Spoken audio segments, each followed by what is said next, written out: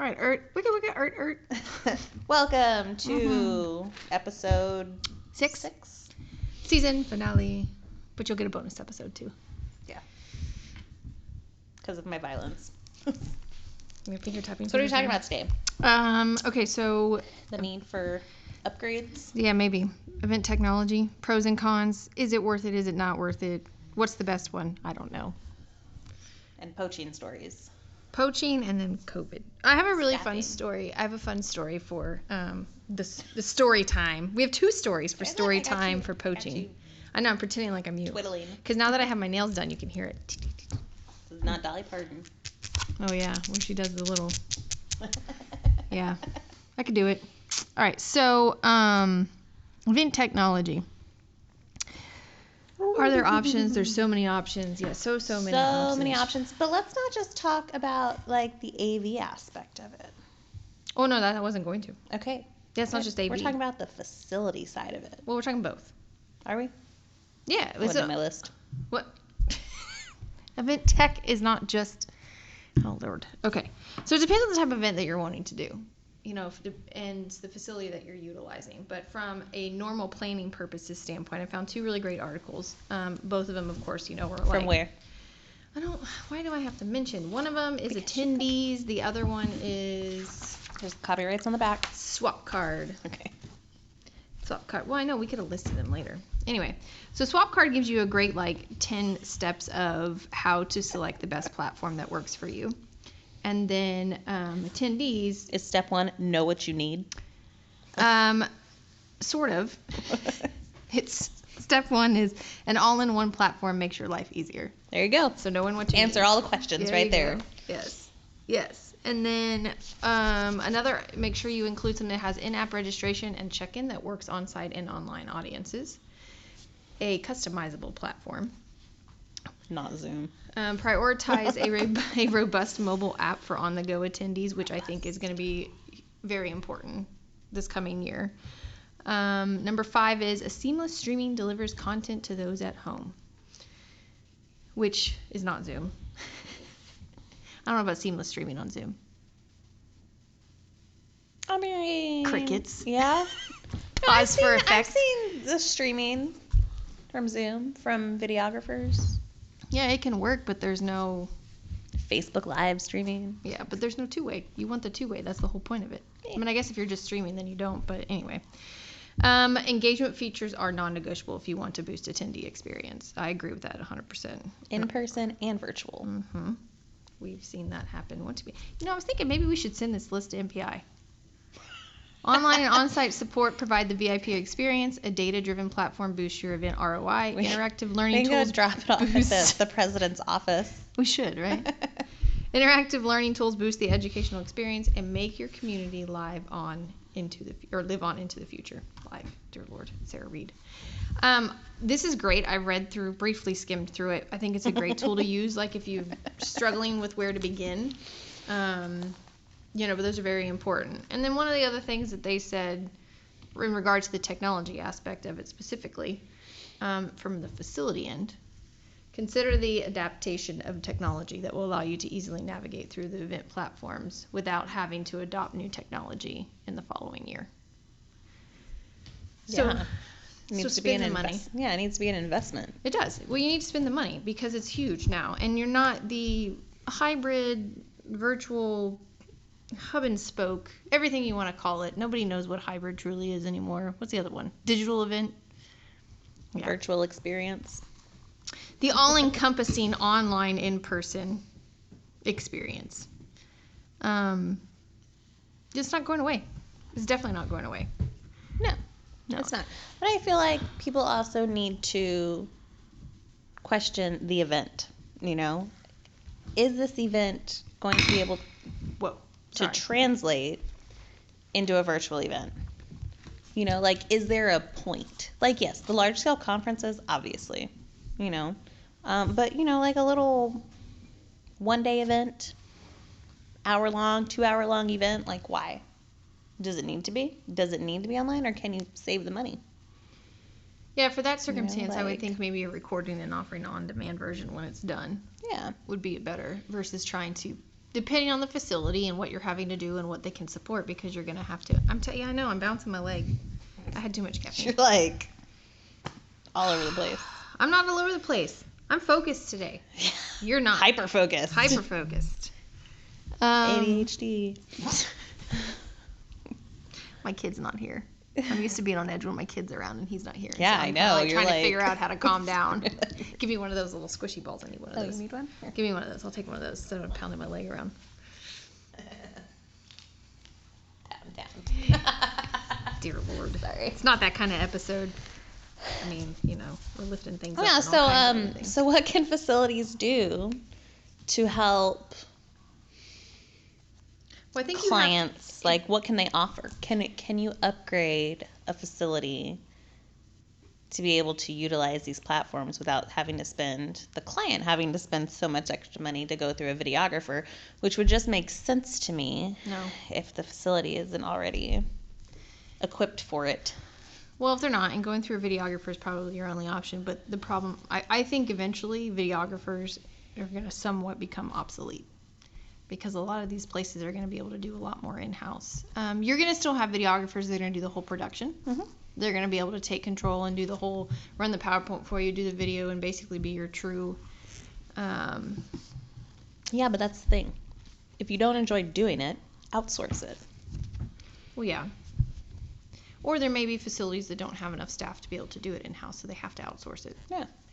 I think just, investment, the problem you're going to run into is no matter what, anything with technology is going to cost you a pretty penny. And you can't shortcut it, because if you do, you're going to shortcut on the quality. Mm-hmm.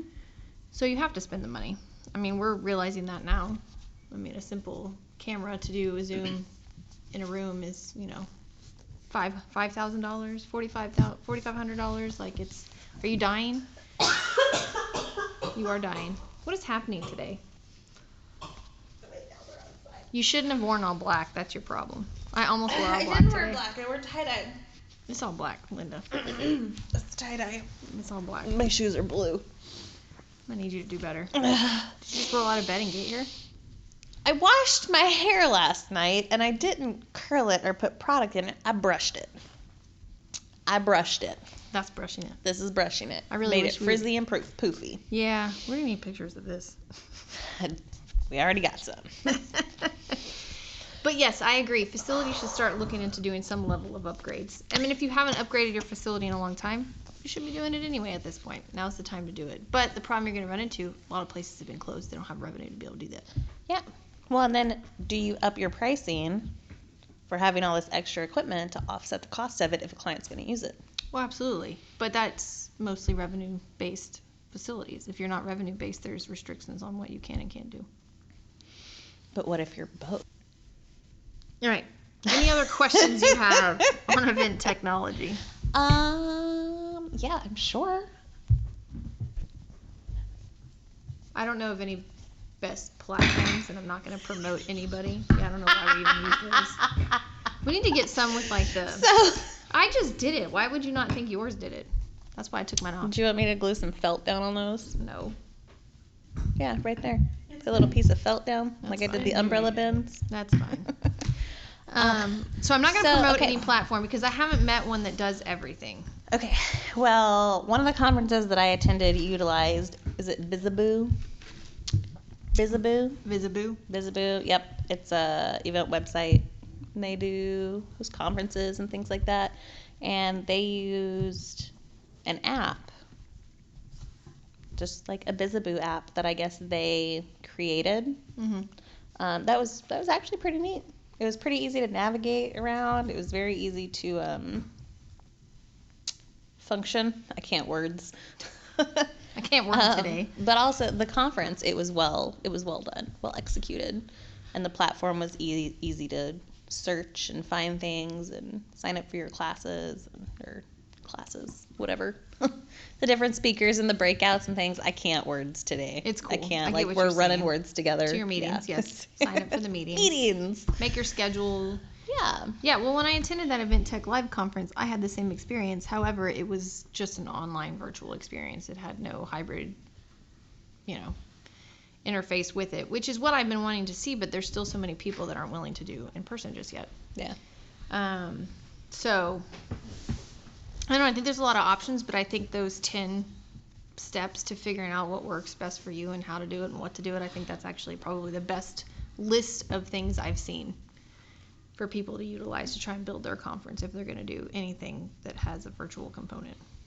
Yeah, we'll include a link or something for people to find it. Well, yeah, duh. Yeah, and maybe the whole articles, because it was a download. You have to sign up for their marketing emails and blah, blah, blah, and you can unsign it and get it downloaded. But anyway, yeah, so we will share. Mumble mouth over there. Mumble, mumble, mumble. I'm fidgety today. You're super fidgety today. So, I know y'all can't see it, but it's pretty hilarious. Yeah, I'm bouncing around like crazy. All right, so COVID guidance. Keep or go away completely back to normal? Well, it's already changing. The CDC released yesterday that they're recommending people, even vaccinated people, start wearing masks again if they're in an indoors area. Yeah. So I think if you're going to have an event, a large scale event, then you still need to be being safe. I mean, the number's not even under 1,000 yet. So, you should still be keeping your clients safe or your customers safe. So that means catering, you should still be using sneeze guards. It should still be a served buffet or plated or pre-boxed. Boxed. I guess pre-boxed. Boxed. Pre-boxed. Pre-packaged. Pre-packaged. With boxes. Yes. There you go. Well, you still have, there's several people that did events during the COVID lockdown that did not enforce the mask wearing. Yep. Or do the things that were, on paper it looks great, and for perception purposes, okay, yeah, we're doing all the right things, which we obviously found a shit ton of photos where perception was not good. Yeah, I just, I think with numbers rising, people still need to be safe. Agreed. We need to be cognizant of things. But also, clients hosting events shouldn't have to enforce like the mask wearing. Like, individual people should be making that choice to say, you know what, probably still going to do this. Keep myself safe. Yeah, but I'm not worried about me. Sort of. I guess I'm more worried about me than anybody else. Let me change that up. Rephrase that. I'm more worried about me than anybody else. Well, obviously besides my family, but. Well, that's what I mean, because. I wear the mask because I'm protecting myself, not other people. Yeah, but that's okay too, even if it's for selfish reasons. Like, at least you're wearing it. So if everybody was selfish, then everybody would be wearing masks. Which is funny because everybody typically is pretty selfish. So why the mask mandate so hard on people? Yes. Because you can't tell me that I need to be selfish. Like, can't take that choice away from me. Yeah. But yeah, that's what the CDC released yesterday. Even vaccination, no vaccination, doesn't matter. You should probably start wearing a mask again because the numbers keep rising. Yeah. So what's the point of the vaccination then? It's a booster shot, like a flu shot. Yeah. It's so that if you get it, it's not as bad. And then especially with all these variants and mutations and things that are coming out, like... I need you to explain that to some people because they think they're immune now. Yeah. We still carry around an alcohol spray bottle in the car so that, if we have to go somewhere, we spray down with alcohol. Mm-hmm. Or if I go help install an AC or something. Oh, well, that's different. Yes, I would totally do that. I'm not going in other people's homes. Yeah. And that's my biggest concern with it. So, if you're one person going into one person's house and you get sick and then you turn around and decide to go to an event with 200 people there and you're like, oh, well, I'm not going to wear a mask. I'm good. And then the client's not implementing any COVID safety rules, then, how many people just got sick? Go around licking doorknobs. Well, but again, it goes back to the point I'm saying, the vaccination. Okay, people, one of the most previous events that we've dealt with, they gave them stickers to show, hey, I'm vaccinated. But it doesn't matter if you're vaccinated or not, you can still spread the shit. Yeah, because the CDC had previously said vaccinated people can hang out together. Yeah, well, it doesn't matter. So, air doesn't just stop when it gets to you or behind you. Oh, you don't have that power? No. You're not an airbender? Should we talk about our experience with, I don't know if you were there with our IT person, where, there is an IT person we are fully aware of that's hyper concerned about COVID, so they wear a mask still pretty frequently. However, they take it off in their office, but they still allow people in their office in the communication. But then The germs stop at the door. Right, yeah. Just like at the restaurant, the germs stop at the table. Yeah. I don't get it. Like I said, we've talked about it before, all or nothing. But anyway, okay. I mean, I think at this point, if you're going to have in-person events and people are going to attend the events, then it's going to be their choice. Absolutely. You know, if the client's going to take on the risk and responsibility of it, there's nothing that I can do or say to change that. Yeah. But if I'm going to attend an event that's in person and I show up and I'm like, oh, they ain't doing nothing safe. Like, where's my hand sanitizer? Probably going to put a mask on or just leave. You know, like, granted, if it's a free event. If it's not a free event, then I should have known all of that stuff prior to showing up. Right. There still needs to be that transparency of like, hey, here's your green dot. Here's your red dot. Here's your yellow dot. Or the wristbands. Yeah, well, I mean, or something. I'm curious how that's going to translate into all these sports facilities. What it's going to look like for... Open air. Yeah, but you got some that aren't. The only problem is the bathrooms. It is somewhat open air, but some of them are closed. Closed stadiums. Not all of them have open. Now, if they've changed their air filtration system, maybe. But even then, that's not like a... That's not a catch-all. It's not going to... No. It's not. Because what? Somebody's going to sneeze next to me, and then that air is going to be like, oh, wait, we have to go through the filtration system first. No, that's not how that works. What if there's a big gust of wind and it just sucks it up there, and so you never get it? In an open air one, all right. I can get behind on your crazy like people doing the alien wave. theory. Everyone does the wave, and then they come down and just puts all the gusts of the air going that direction. No. What? Yeah. I mean, it's hard enough keeping my 3-year-old to cover his mouth when he coughs. Or to keep his hands out of his mouth. Oh, my gosh. Anyway. That shit was funny. Dude, all the time. Yeah, and he wonders why he has cuts on his fingers, because he bites his hands, and he's like, oh, that hurt. I'm like, well, get them out of your mouth. What's the matter with you? Yeah, speaking logic to a 3-year-old, there's no logic.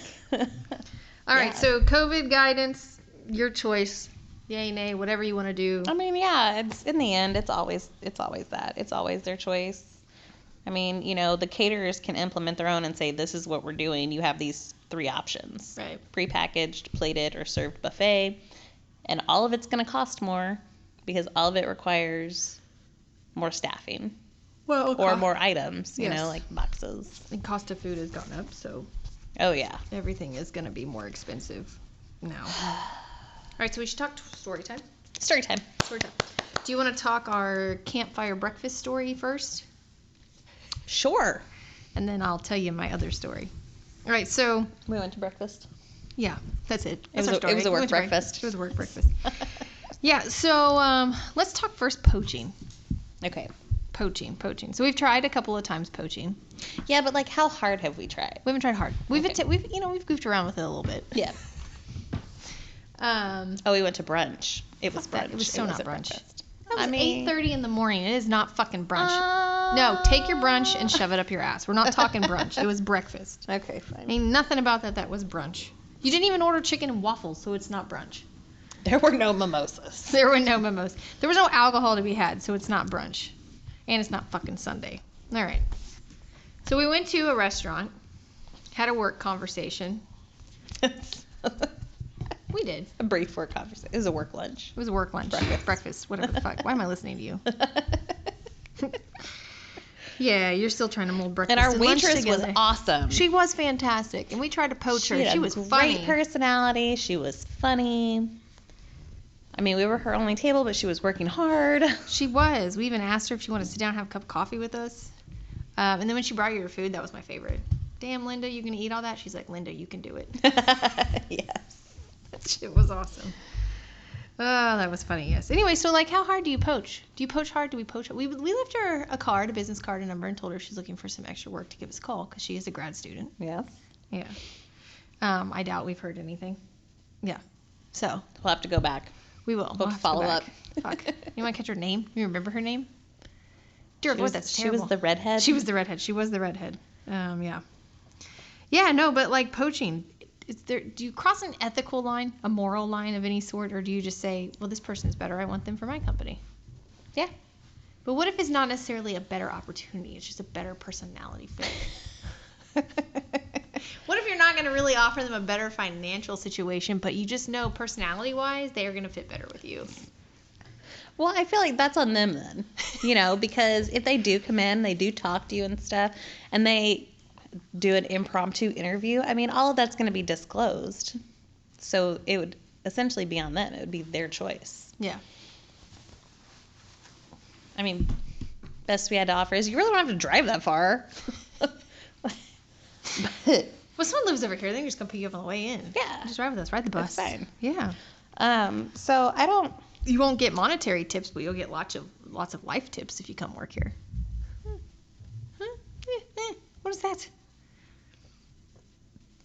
I mean, it's You give lots of life tips. Nosy I do. Rosie. I do. I taught someone after the fact that they shouldn't put plastic in their oven. You don't remember that story? Well, I'll tell you later. She was baking chicken. It wasn't her. Oh, okay. I was like, is this a story I'm unaware of? How did I miss this one? She was baking chicken in one of those Pyrex dishes, and you know how they have the red rubber lids on them? Oh, God. Please tell me this is not... Who is this? Is this your sister? Someone I know? Yeah. I don't want to fucking know. And they put it in the oven. Well, it wasn't me. It wasn't you. Please tell me. It was somebody else. Just write it down. Okay. No. Because I have to know. Okay. Because I'm just going to say their name. Oh, dear Lord. So, anyways, enough of that inside joke. Yes, I do. I actually have a spreadsheet that I add life tips on for people. Well, that's what that college, I give. that Like is when what they, college is for, is to help teach you how to live on your own. When I they have a man-child living with me right now. Yeah, so when they leave us, I can give them their little booklet of life tips. I do, I swear. Here's all the conversations we have. Of the I did a whole one for her. Oh, God. Yeah, there was like 40 on there. Have you checked with her to see if she's used it? No. You should. I'd love to hear back on that one.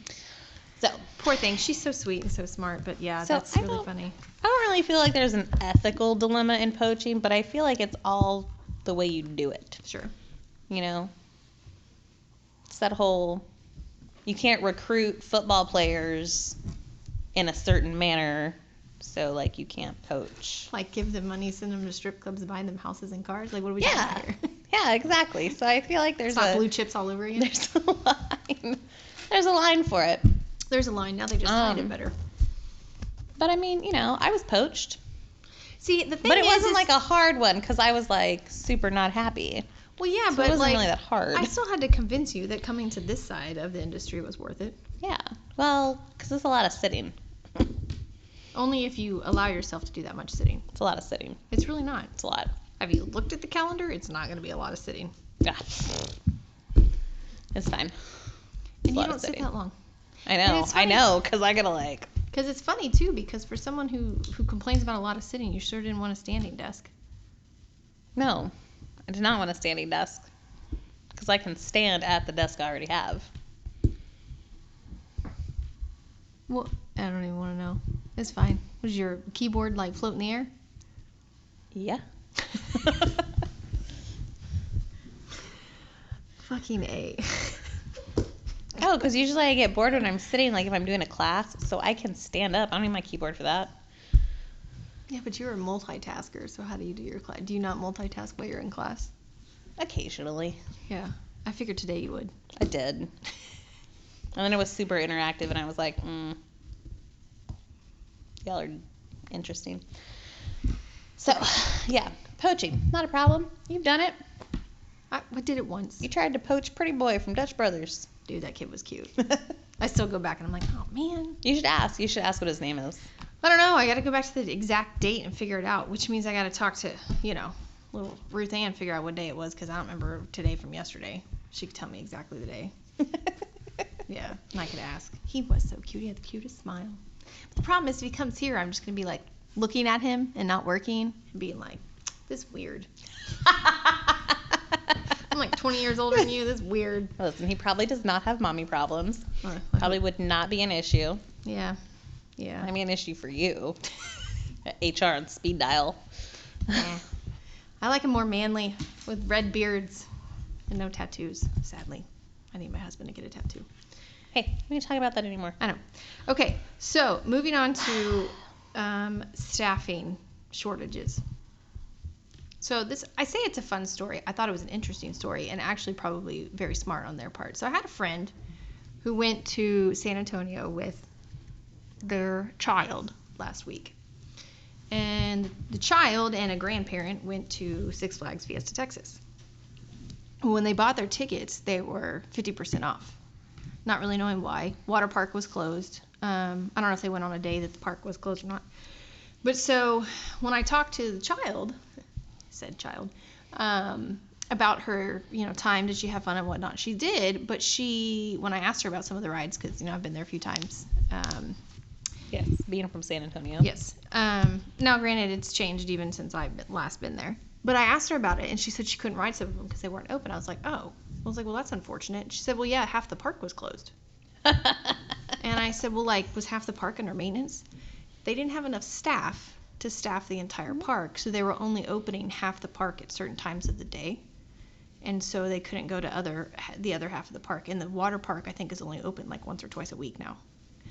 But it's concerning. I mean, not only from an experience as someone going to the park wanting to experience it at its fullest, knowing that this one time they get to do it every year. It's concerning that we still can't get people off unemployment to start getting jobs. The job market is not hard to find a job. It's hard to find somebody who wants a job. Yes, but you also have to look at it from the perspective of the person looking for a job. We've already talked about food prices have gone up. Mm-hmm. Gas prices have skyrocketed, 45% inflation. Yeah. If you're still paying a full-time staffer minimum wage, which is $7.25 an hour, I wouldn't get off unemployment either. Well, yeah, but I'm talking. Well, even some people I know they're hiring. They're offering $14, $15 an hour, and people still won't apply. It's people just Where's that at? Yeah, I'm not gonna tell you. No.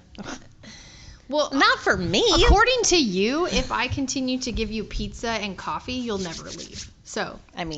Yeah. I'm a cheap date. I have it on documentation purposes for pizza down the rolls, road. Not pizza. I didn't see pizza rolls. Well, I don't get my coupon's only for free pizza. So, I think you have to look at it like that. Also, you have to look at it on the company side. You have to look at it on the employee side. Yes, but if we're the highest paying job that I found that would be an entry-level job is Buc-ee's, right? And they start across the board $15 an hour. No matter what you do. Cashier, food, stocking, you start out at $15 an hour. But where's the closest Buc-ee's? Fucking Madisonville. I thought Waller was the closest. Is there one in Waller? There's that tiny one in Waller. That's pretty good size. It's not no Bastrop Buc-ee's, but it's a pretty good size. Yeah. Closest one I've ever been to is whatever. Fact is, as many times as you drive to Houston, I don't go through Waller. When you go see your sister? No. Oh, well, yeah, that would be why you wouldn't know. Yeah. Why would I know that? But yeah, the closest one is Waller. Oh, but still, that's a hell of a drive from here. Sure. Right? So you have to take these things into account. I think... I get it, but most places are between $7 and $9 an hour to start out. And that's even, I can go bartend for more money than that. Well, but that's the problem. But I'm not going to go work as a waitress. But the problem is if you're not going to, up minimum wage in general, what promotes a company to want to do that? Why would they want to up minimum wage if you're not going to force it on them? Because they're not going to. They want cheap labor. Yeah, so that their profit margin is higher. Yes. But, a lot of things obviously have to adjust. But it's sad to me because now that we're starting, oh my God, I can't even talk words today. I'm turning to you. Now that we're starting to get back to a level of normality, whatever normal is going to be, it's unfortunate because people are going to have to function and still basically the staff that you currently have working, you're going to have to work over the hours that you were required to work, basically kill yourselves. You're going to burn out people, all because they won't. I don't understand why unemployment is still a thing right now.